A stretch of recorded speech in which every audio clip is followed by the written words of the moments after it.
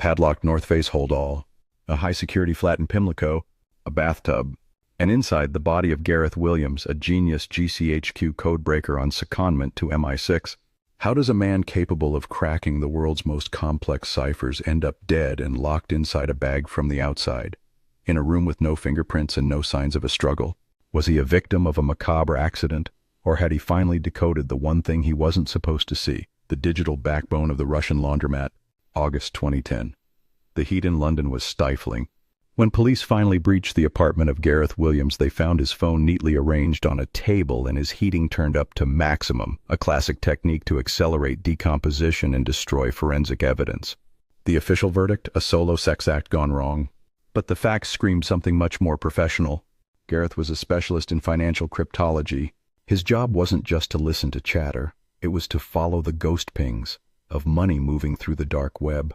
Shortly before his death, reports surfaced that Gareth had been looking into a series of high-level money laundering accounts linked to, you guessed it, the same St. Petersburg syndicates that rose from the ashes of the Starovoytova hit. Years after the case went cold, a former KGB major, Boris Karpichkov, stepped out of the shadows with a bombshell claim. He alleged that Williams was targeted by the SVR, Russia's foreign intelligence, because he had identified the shadow accountants, the British fixers helping the Russian mob hide their billions. According to Karpichkov, the man in the gym bag wasn't a freak accident, it was a signature. In the world of intelligence, this is known as a mokroye delo, wet work. It's designed to be so bizarre that the media focuses on the victim's personal life rather than the files they were holding. Investigative insight. The best way to hide a political assassination is to wrap it in a scandal. If you want to see the decoded logs Gareth might have been looking at, the archives at Behind the Veil Truths are where we separate the signal from the noise. Subscribe now to help us keep these cold cases burning hot. The twist: the missing digital key. Gareth Williams was a master of encryption.